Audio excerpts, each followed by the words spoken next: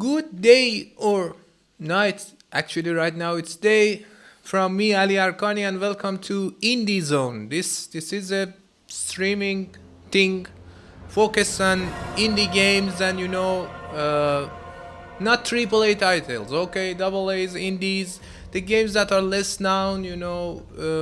Yeah, those type of stuff. So if you are here for the next stream about Assassin's Creed or Call of Duty, or go to the 100 other YouTube channels that do that. Okay, I don't do that here. This is not your turf. Okay, get out, kid. This is for all the school people, for the people who want to view something different or know about video game titles that are not getting the media coverage that AAA does. So if you are here for new things, you came to the right place. And this is Lords of the Fallen, my most anticipated, let's say, indie title of the year. But it failed me. Right now, if you go to a Steam page of the game, you can see it holds around 48, 46. And that's a really low bar for even an indie game. And people are not happy with this game. I'm going to show you why. So first, let's go with the good things. I warned you about the situation, but let's give the game some chance and let's show you the good things first. So let's go to some bright and beautiful parts of the game. As you can see, it's a Souls-like game, and like any other Souls-like game, if you are not much if you don't have much experience with the genre, it's more about managing your stamina. Instead of when you use weapons, you can use ranged weapons, you can use magic. See, this build of mine is a magic user. I have other builds. You can use magic, you can use ranged weapons like bows, and you can use melee weapons. That's the basic combat in this game. Right now I'm using a magic build focused on holy damage. So the game, like most Souls-like game, it has lots of different types of damage, different types of character classes, and as you can see, different ways. This, if you like to see the beauty of the game, if you like to see how branched the environment is, this is a good place. Most of the game is like this. You come across a lot of places with a lot of different, as you can see, ways to go. You have main ways, you have side ways you can go. So lots of things to explore.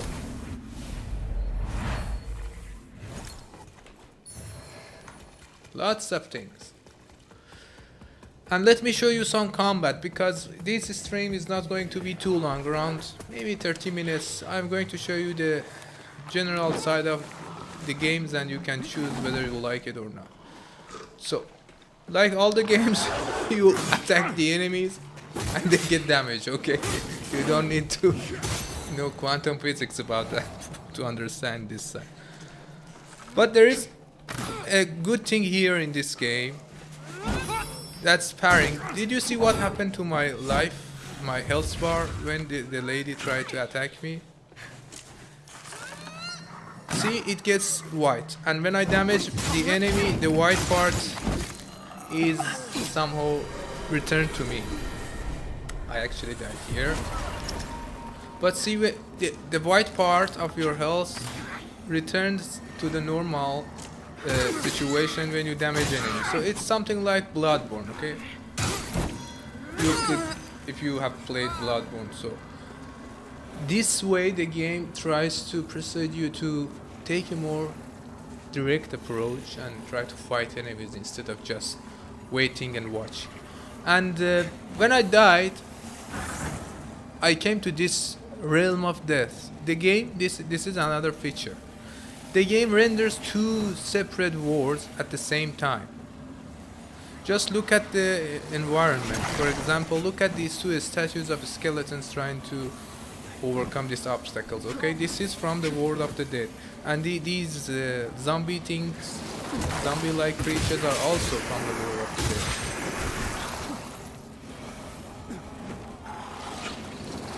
there are special types of enemies that you can only see in the World of the Dead.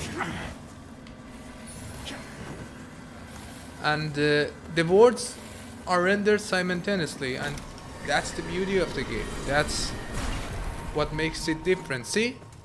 Those things are gone. But the main important feature of this title is this lamp thing you can see. You can use this lamp thing. It's called umbral lamp. Umbral is the realm of the dead in the game, and Axiom is the realm of the living. And you can have a glimpse of the world here. and they can get you back in their own world. See? I was thrown back to the land of the dead when one of the creatures tried to attack me. So this is the risk. If you pick into the world of the dead picks back at you. So be careful. This is the inventory management, the normal thing. The good thing is you can have ranged weapons and magic change anytime, not just like Souls-like games at a bonfire or a checkpoint. The umbral lamp is not just for peeking into the world of dead. You can use it to fight enemies as well. So I'm going to show you how. For example, you can throw enemies off the ledges like this. See? But I don't think it works right now. But you can move enemies or attack the soul of the enemy. See? And the enemy gets a high damage. Yeah, lots of damage when you do the soul thing. So this lamp can move enemies. This lamp can siphon some sort of life out of enemies, can move them. You can use it in combat and also in platforming as well, because there are some special platforms that you can only use when you use the lamp. That lightning thing was holy damage.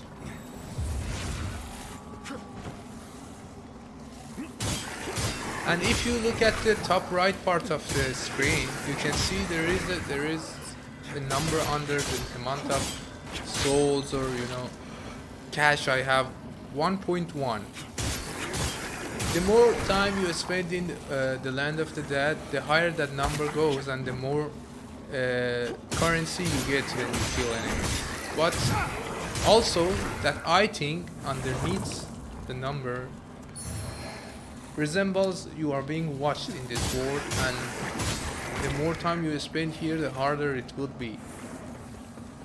The more enemies would come, and if you spend too much time, there is some sort of Grim Reaper thing that comes after you with a ton of health, and it tries to kill you right at the place you are standing. So don't spend too much time here.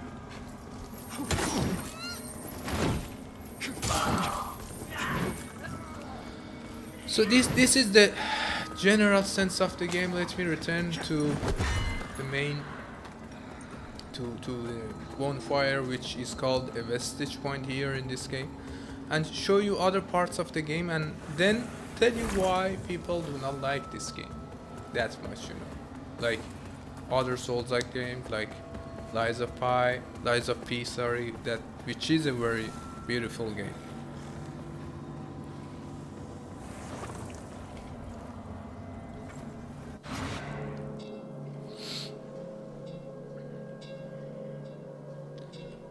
So, the first issue that you may encounter when playing this game, which is not, a bug or a glitch or something like that, it's a design choice made by the devs, the developing teams. It's this. Look, this guy is an archer and that guy is a hound, a dog thing.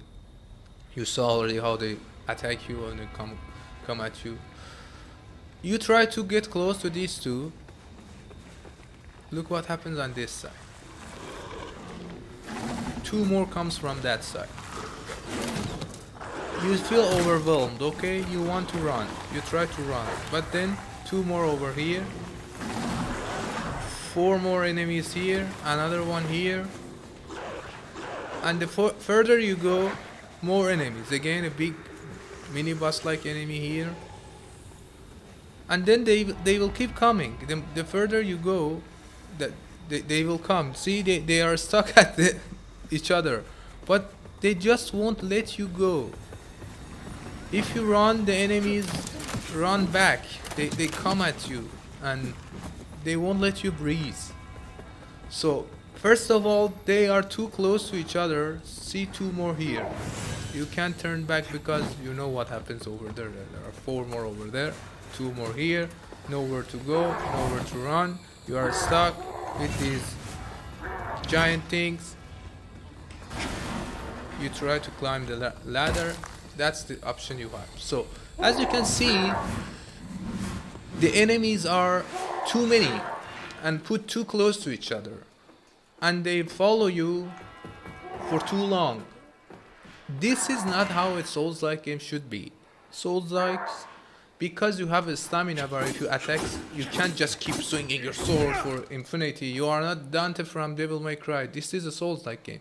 You should manage it, and you should fight enemies one by one. You should be focused on fighting enemies single them out and fight them. Not like this, fight 8 enemies at the same time, 6 enemies at the same time, and encounter big ones in the middle of a small one. This is not how it is. And this part I'm showing you as you could see, there was enough space to run away. I can show you some other parts of the game. Let me jump back to the vestige point I have and get you to some other parts. And in other parts you can't even run because there is no space. It's like, you know, a very narrow hallway in the middle of nowhere. If you slip off the ledge, you die. So here, for example, let me show you.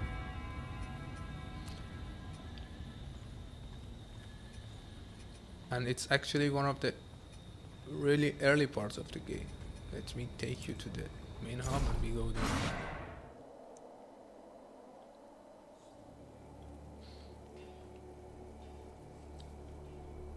So this is the main hub of the game, and you can see the second issue. See how the performance drops? Now I'm receiving less than 30 frames, around 25 frames. DLSS is on, frame generation is off, but even if I see DLSS is on, oh, they disable completely took frame generation option. Okay. I had the review build and there was a frame generation option there. Now they took the frame generation option out without even let you know. Can't see any frame generation, but even with frame generation you will still have frame drops. And let me show you the narrow sides of the game. See, these are some really narrow parts of the game. You can see always lots of ledges and all those things. And if you try to run, there are ambushes here. Enemies try to push you off the ledge, so you can't even run. See, if you want, see, they try to push you. And if you run, they come after you. So this is what's making this game difficult. See, lots of enemies, range enemies, coupled with melee weapons, enemies with melee weapons. See, and they try to push you off balance. They overwhelm you. This is another issue I had with this game, especially since there are parts of the game. It's an open world game. It puts you in the world, something like Elden Ring. Tells you, okay, the world is being overrun by a demon called Adir. It's time for you to do your job. Okay, go kill it, baby. And you go and you try to fight this demon king, stop him from, you know, being unleashed in the world. And to do that, you need to find some beacons of light and purify them. So you can do that in any order. The issue is, I did the most difficult one first. I didn't know.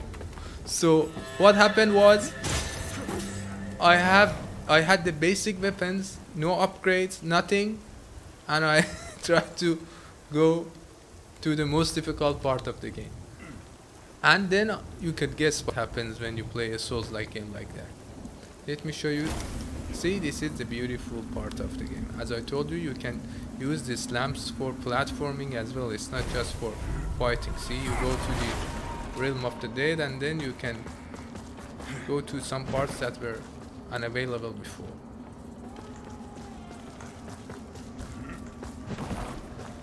These narrow parts of the game are really difficult to handle when you encounter this many enemies.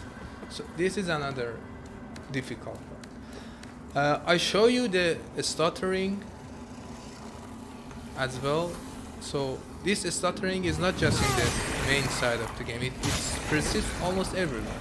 And don't see like now that I'm killing every enemy here with one blow. This is the first part of the game, and you can see my character is level 94. I'm pretty deep in the game, more than around 40 hours in. So I played a lot of it, and that's why you see I'm so strong. And I haven't been here before. Missed it. Yes, honestly, there are a lot of parts I'm sure I missed because I ran. The first time I just ran because I couldn't handle the number of enemies here. I was too afraid and didn't. Oh, see, this is a pain in the neck. Just see, that guy is up there, this big head guy is here. You try to run here,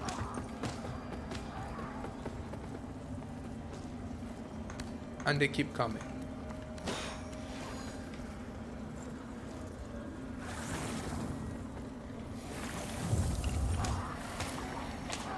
Let me get back to the normal world because it's already difficult. Oh no! This is what happened. It's too crowded, man. Forgot about the souls or the currency I lost. I want to show you something else. Again, about the stutters and the performance. There is another part of the game. Here, Leprosarium.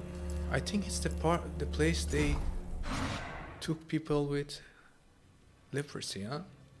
The sick people with the skin disease. They took them here. Though that performance issue is persistent here as well. You come here and you feel the stutters, the frame drops.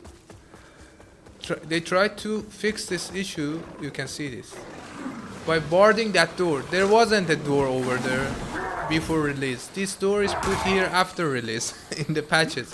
They closed it so that not many enemy could follow you to there and cause you more trouble. So you can see this is the solution they came up with. And they barred this door as well. This door was open as well here. So there is no way you can get to there. But still you can see the frame drops here.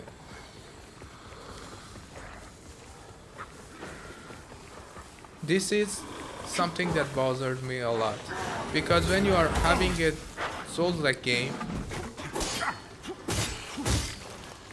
milliseconds count. You should be very focused on your fight because it's difficult. The game is supposed to be difficult, I understand it. But if you expect people to be very accurate, you should be accurate as well. You can't just make a bad game and say, okay, get good. No, that's not how it is.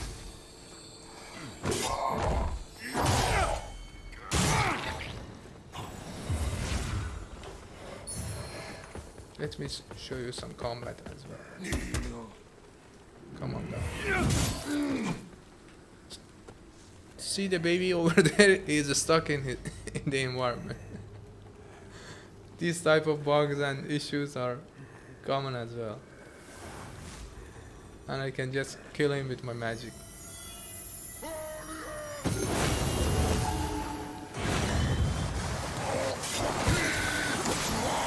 See? So issues like this, being stuck in the objects, a stutter, and worst of them all, crashes. Crashes are the bad thing, the most disgusting thing. This is the final part of the game I'm trying to I will show you, because this is the the part where the game crashes and I can't go any further.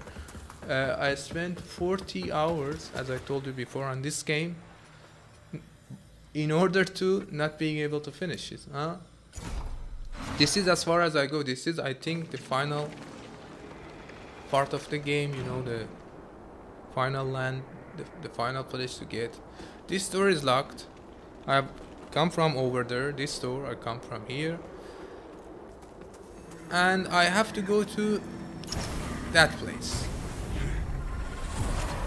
And when I try to use this umbrella light to move that platform, look what happens. The game crashes. And this is why Lords of the Fallen has caused so much trouble, and so many people on Steam are calling it Lord of Crashes and mocking it. The idea behind the game is good, but unfortunately the game is not well made. So my final verdict, my final suggestion is leave this game and come back to it later. If you like Souls-like game, this is something that can interest you, but not at this state. So give the devs some time to fix the issues, and then you can come and check if the game is good, if it's your type of title. If you really like dense Souls-like game, this is your title, but not at this moment. I hope you enjoyed this, and well, if you didn't like this, thank you for staying this long with me. And if you like this, please like and subscribe, and stay tuned for more IndieZone videos with